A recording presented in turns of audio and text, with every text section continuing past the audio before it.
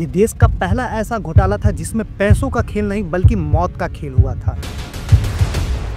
एक ऐसा घोटाला जिसने सरकार, सिस्टम और समाज को जड़ से हिला करके रख दिया था।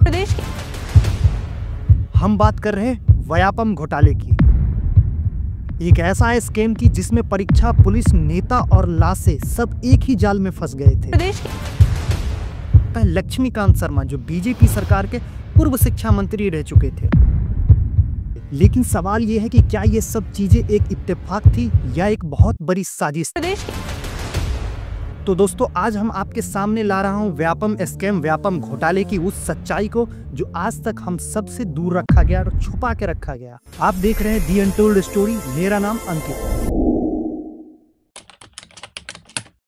इस घोटाले की शुरुआत होती है दोस्तों मध्य प्रदेश के व्यावसायिक परीक्षा मंडल यानी कि व्यापम एक बोर्ड थी, एग्जामिनेशन बोर्ड। हर एक सरकारी एग्जाम को कंडक्ट करवाती थी। एक ऐसी संस्था जो स्टेट के सरकारी एग्जाम, चाहे वो पुलिस का एग्जाम हो, टीचर एग्जाम हो, चाहे वो मेडिकल एंट्रेंस हो या फिर इंजीनियरिंग कॉलेज के एंट्रेंस का एग्जाम हो, सारे तमाम एग्जाम को ये कंडक्ट करवाने वाली उस स्टेट की ये संस्था थी जिसका नाम था व्यापम यानी कि मध्य प्रदेश व्यावसायिक परीक्षा मंडल। लेकिन 1990 के दशक में ही इसमें कुछ गड़बड़ियां शुरू हो गई। मगर सबसे बड़ा धमाका जो होता है वो होता है 2013 में, जब इंदौर पुलिस ने पीएमटी 2009 का एग्जाम 2009 के एग्जाम में 20 फर्जीवाड़े कैंडिडेट को पकड़ा। ये गिरफ्तारी इस रैकेट के दरवाजा को बिल्कुल खोल के रख दिया था, जिसमें सबसे पहला नाम आता है डॉक्टर जगदीश सागर का, जो लाखों में डील करता था और फर्जीवाड़े स्टूडेंट को डायरेक्ट तौर पर बैकडोर एंट्री से मेडिकल कॉलेज में दाखिला दिलवाता था। और राज्य सरकार ने भी जब इस खुलासे के बाद एसटीएफ बनाई तो देखते ही देखते लगभग 2000 से अधिक गिरफ्तारियां भी हुई। क्या ये सब चीजें यहीं खत्म हो गई?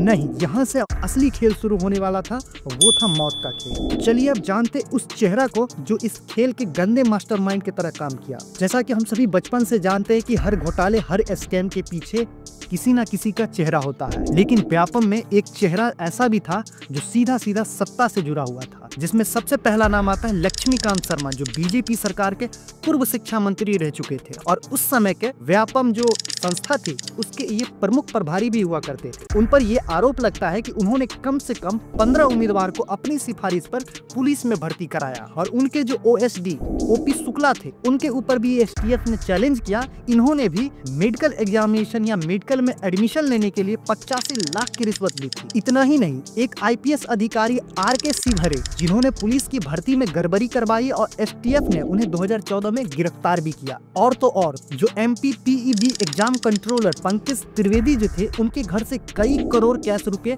बरामद भी होते और एग्जाम में कंप्यूटर डाटा से ये साफ हो गया था कि ये जो पंकज त्रिवेदी थे इन्होंने कई सैकड़ों छात्र को अपने सिस्टम में फर्जीवाड़े के तौर पर बैकडोर एंट्री दिलवाई थी। और इस व्यापम संस्था के जो आईटी सिस्टम के जो हेड थे नितिन महिंद्रा और अजय सेन, ये सब जो है इस सिस्टम से छेड़छाड़ करके कई सीटें इलीगल तौर पर ब्लैक रूप में बेचे थे। और इन सब का जो नेटवर्क फैला हुआ था वो था मेडिकल कॉलेज, इंजीनियरिंग कॉलेज और कई दलाल और कई अफसर भी इस नेटवर्क में शामिल थे और अहम भूमिका निभा रहे थे। लेकिन इस जो खेल का जो सबसे खौफनाक चेहरा था वो अभी बाकी था। जब जैसे जैसे इस देश के कई पत्रकार, कई ईमानदार ऑफिसर्स इस चीज में उतरते गए, इस सच्चाई को जानने के लिए जितनी नजदीक गए उतनी ही जल्दी उनकी मौतें अचानक रैंडमली होते गई। और ये जो मौत का जो आंकड़ा था देखते ही एक दो नहीं बल्कि 40 से ज्यादा मौतें हो गई, जिसमें से कुछ जाने माने विक्टिम थी, जिसमें नर्मदा दामोदर थी जो 2012 में मेडिकल स्टूडेंट हुआ करती थी। उसका सब एक रेलवे ट्रैक पर मिलता है, जिसके पोस्टमार्टम में ये साफ साफ बताया गया था कि उसका गला दबा करके हत्या किया गया था।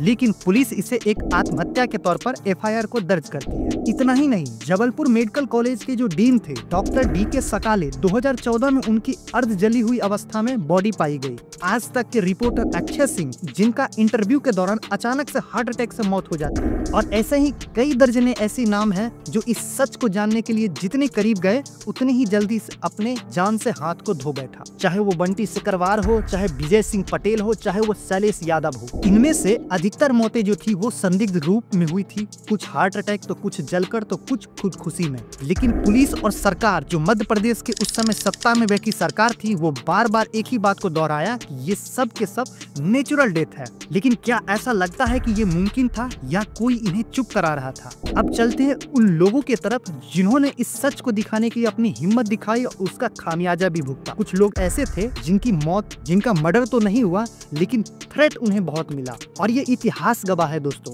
कि हर किसी सच्चाई को सामने लाने वाले या सामने दिखाने वाले को किसी न किसी तरीके से उसका कीमत चुकाना पड़ा है। और इस घोटाले में जो कीमत चुकानी पड़ी वो कीमत थी जान की कीमत। लेकिन वो तो भगवान का भला हो कि कुछ ऐसे लोग थे जो इस चीज में अपनी जान की परवाह किए बगैर कुछ सच को दबने नहीं दिया और सच को दिखाया और उनकी जान भी बची रही। जिसमें पहला व्यक्ति थे डॉक्टर आनंद राय, जिनकी ही पहली ऐसी PIL थी। इस घोटाले की जांच शुरू हुई। आज भी उनको धमकियां झेलना पड़ रहा है। उनके खिलाफ सोशल मीडिया पर नफरत भी फैलाई गई। उस समय बीजेपी नेताओं ने इन पर खुलेआम हल्ला बोला, यानी हमला बोला। दूसरे व्यक्ति थे प्रशांत पांडे, जो STF के IT सलाहकार हुआ करते थे उस समय, जिसने साफ साफ बताया कि इसमें से कई मौतें ऐसे थी जो प्राकृतिक नहीं थी बल्कि प्री प्लान मर्डर था। उन पर भी हमले किए गए जब ऐसे सच सामने उन्होंने लाया। और पत्रकार अक्षय सिंह के बारे में तो हम सब जानते हैं, जब वो सच दिखाने की कोशिश कर रहे थे, लाइव डिबेट कर रहे थे, उसी समय उनकी मौत हार्ट अटैक से अचानक हो जाती है। यहाँ तक तो ये बात साफ थी कि इस घोटाले में जो भी इस सच के पीछे गया या करीब गया, या तो वो मारा गया या मरने के बहुत करीब पहुंच गया।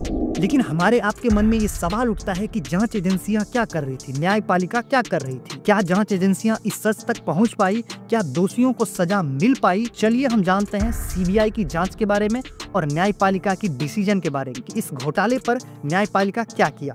समय आता है साल 2015, जब मौत की संख्या बढ़ती गई तो सुप्रीम कोर्ट को खुद दखल देना पड़ा इस चीज में। STF की जांच पर भी सवाल उठने लगे क्योंकि मौतें इतनी बढ़ने लगी थी। तभी सुप्रीम कोर्ट ने इस जांच को CBI को सौंप दिया और CBI ने जल्दबाजी दिखाते हुए इस जांच में 2000 से अधिक आरोपियों के खिलाफ FIR दर्ज किए। मेडिकल के कई लोग थे, जिसमें पुलिस के कई लोग थे, टीचर के कई लोग थे।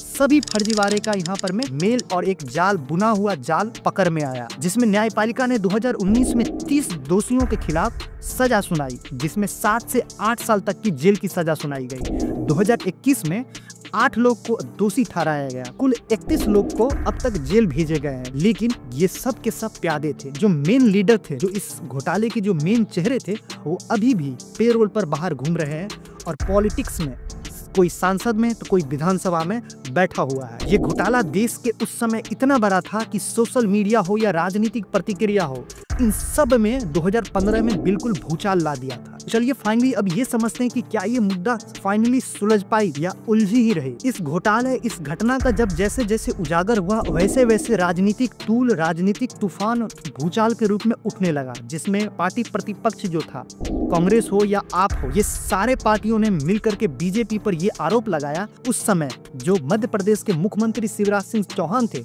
उनका भी इनमें हाथ है। लेकिन बाद में कुछ ऐसी घटना होती है कि जिसके बाद SIT ने उन्हें शिवराज सिंह चौहान को क्लीन चिट दे दी कि इस घोटाले से शिवराज सिंह चौहान का कोई लेना देना नहीं। और शर्म की बात तो तब होती है कि कुछ राजनेता, कुछ सरकार में बैठे लोग, सिस्टम में बैठे लोग ये बोलते हैं कि जो पैदा हुआ है वो मरेगा। पर जनता जानना चाहती है कि व्यापम केस में, व्यापम घोटाले में जो सच जानने के लिए कोशिश किया और जिनकी जाने गई, क्या वो मरने के लिए पैदा हुए थे या उन्हें मारा गया या उन्हें चुप कराया गया? आप इस स्कैम, इस घोटाले को इस बात से अंदाज लगा सकते हैं कि साल 2015 में गूगल सर्च इंजन पर वर्ल्ड में सबसे ज्यादा ये चीजें सर्च की गई थी, व्यापम घोटाला। क्योंकि दोस्तों ये सिर्फ एक घोटाला नहीं, ये युवाओं की उम्मीद की हत्या थी। एक ऐसी साजिश जिसमें सत्ता, सिस्टम और मौत सब मिले हुए थे और इसमें सबका खेल हो रहा था। और आज भी इसका न्याय अधूरा है क्योंकि मेन जो इसका मास्टरमाइंड था वो आज भी बाहर घूम रहा है। पकड़े तो गए सिर्फ और सिर्फ इस सिस्टम, इस घोटाले के जो प्यादे थे वो। इस घोटाले के बारे में भारत के अभी भी बहुत से लोग, बहुत से युवा नहीं जानते हैं। और हम चाहते हैं कि अगर आप चाहते हैं कि ऐसी सच्चाई कभी दबनी नहीं चाहिए, हमारे आने वाले पीढ़ी, हमारे आने वाली जनरेशन को ये बात पता होनी चाहिए कि सत्ता के पावर का परिभाषा का मतलब होता है कि किसी भी हद तक जाना, चाहे उसमें कितने भी लोगों की जान चली जाए। अगर आप भी चाहते हैं कि ऐसे तमाम इंफॉर्मेटिव स्कैम, घोटाले की वीडियो आपके पास सबसे पहले ना हो, हमारे चैनल को सब्सक्राइब करें और इस वीडियो को शेयर करें, अपने दोस्तों से बताएं कि व्यापम स्कैम क्या था, व्यापम घोटाला क्या था, क्या ये सिर्फ घोटाला था या एक नरसंहार। कमेंट में आप भी बताना ना भूलें। फिर मिलते हैं आपके साथ एक नए इंफॉर्मेटिव वीडियो के साथ, तब तक के लिए जय हिंद।